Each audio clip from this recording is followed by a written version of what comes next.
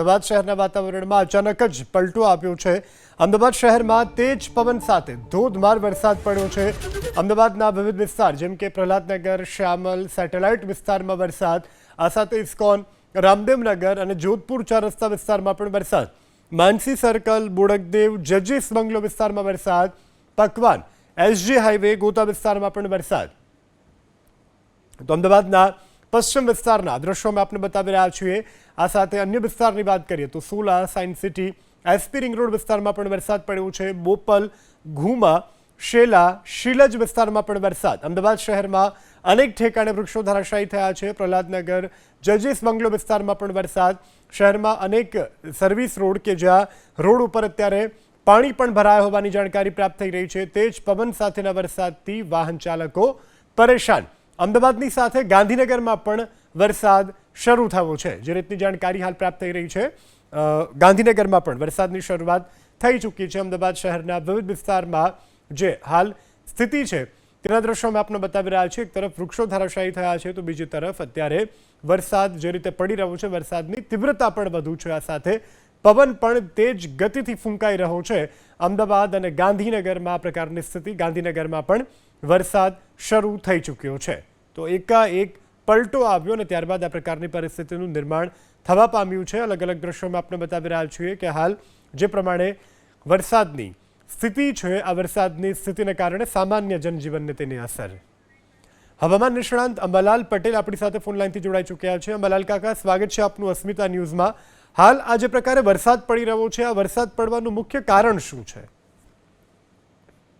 હમણાં વરસાદ પડી રહ્યો છે, જો કે આ ધારા કરતા વધુ વરસાદ પડી રહ્યો છે તેનું મુખ્ય કારણ છેલ્લા કેટલાક દિવસમાંથી દક્ષિણ પશ્ચિમના પવનો ફૂંકાતા હતા, જે અરબ સાગરમાંથી ભેજ લાવતા હતા અને એક રાજસ્થાનના નજીકમાં લગભગ કિલોમીટર ઉપરમાં એક સાયક્લોનિક સર્ક્યુલેશન બન્યું હતું, જેના કારણે ભેજ અરબ સાગરમાં થઈને લગભગ રાજસ્થાનના ભાગો તરફ આવતું હતું, જેના કારણે વરસાદની શક્યતા ખાસ કરીને રાજસ્થાનના સંલગ્ન ભાગોમાં હતી। રાજસ્થાન મુજબ કરા પડવાની શક્યતા હતી અને ભારે વરસાદ થવાની શક્યતા હતી, પરંતુ તેના સંલગ્ન ગુજરાતના ભાગોમાં પણ વરસાદની શક્યતા ગણી શકાય અને દાહોદ વગેરે પૂર્વ ગુજરાતના ભાગોમાં થઈ શકે, દક્ષિણ ગુજરાતના ભાગોમાં અને સૌરાષ્ટ્રના કેટલાક ભાગમાં વરસાદની શક્યતા હતી। પરંતુ ઘણી વખત પ્રી મોન્સૂન એક્ટિવિટીનો વરસાદ સવારે કે બપોર પછી કે રાત્રે અચાનક થતો હોય છે। ક્યાંક કોઈ જગ્યાએ સાનુકૂળ હવામાન બની જાય તો આવો વરસાદ થતો હોય છે। એટલે એક પશ્ચિમ વિક્ષોભ, સાયક્લોનિક સર્ક્યુલેશન, અપર લેવલના વાદળો, જોકે જે વાદળો હતા એ ઊંચા લેવલના હતા, છતાં સર્ક્યુલેશનના કારણે આ વરસાદ થવામાં છે અને કેટલાક ભાગોમાં આ વરસાદ થવાનો છે અને ઘણી વખત અણધારો વરસાદ લગભગ પ્રી મોન્સૂન એક્ટિવિટી વખતે થતો હોય છે। ત્યાં કેવો વરસાદ, કેટલો વરસાદ થાય તે ઘણી વખત કહી શકાતું નથી, પરંતુ ખાસ આ વરસાદ થતો હોય છે અને જ્યાં સાયક્લોનિક સર્ક્યુલેશન બન્યું છે રાજસ્થાનના ભાગોમાં, ત્યાં તો કરા પડવાની પણ શક્યતા રહેતી હોય છે। જી બિલકુલ। અંબાલાલ કાકા, આ સાથે એ પણ જણાવો કે આવી સ્થિતિ કેટલા દિવસ રહેશે, રાજ્યના કયા કયા વિસ્તારોમાં રહેશે અને અમદાવાદ, ગાંધીનગરમાં હજુ પણ આગામી દિવસોમાં આ પ્રકારની પરિસ્થિતિ રહી શકે ખરી?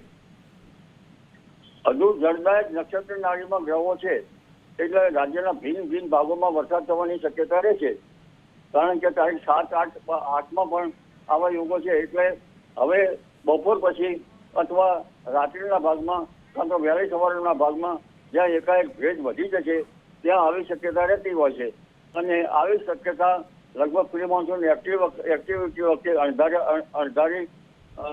અણધારો વરસાદ થતો હોય છે। જે વરસાદ હજુ પુનઃ ગરમી 11 તારીખ પછી પડશે ત્યારે પણ થશે અને અત્યારે અણધારો વરસાદ કોઈ ભાગમાં થવાની શક્યતા રહે છે।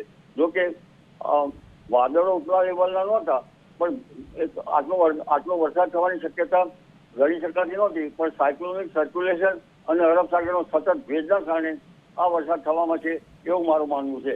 જી અંબાલાલ કાકા, આ સાથે એ પણ જણાવી દઉં કે આ વરસાદ ખેડૂતો માટે કેટલો નુકસાનકારક અને ચોમાસું આ વખતે કેવું રહેશે? ચોમાસા પ્રી મોન્સૂન એક્ટિવિટીમાં ચોમાસા ઉપર આ વરસાદ અસર ના કરે, પણ ભારે પવનની ગતિના કારણે લગભગ હોર્ટિકલ્ચર પ્લાન્ટ હોય એના ઉપર અસર કરી શકે, કારણ કે હવે ઉનાળુ વાવેતર થવામાં છે, એટલે જે કંઈક શાકભાજીના કે કંઈ એવા છોડવા હોય એના પર કંઈક અસર થાય. પણ ખાસ કરીને આંબા વાળું જે પાછળ આંબાનું મોર રમવાનું છે, લેટ આંબા અને હોર્ટિકલ્ચર પ્લાન્ટ ઉપર તેની અસર થઈ શકે. ખાસ કરીને કચ્છ જેવા ભાગોમાં જ્યાં હોર્ટિકલ્ચર ખેતી થાય છે ત્યાં તેની અસર વધારે થઈ શકે. જી બિલકુલ જી. અંબાલાલ કાકા, એબીપી અસ્મિતા સાથે જોડા બદલ અને માહિતી આપવા બદલ આભાર.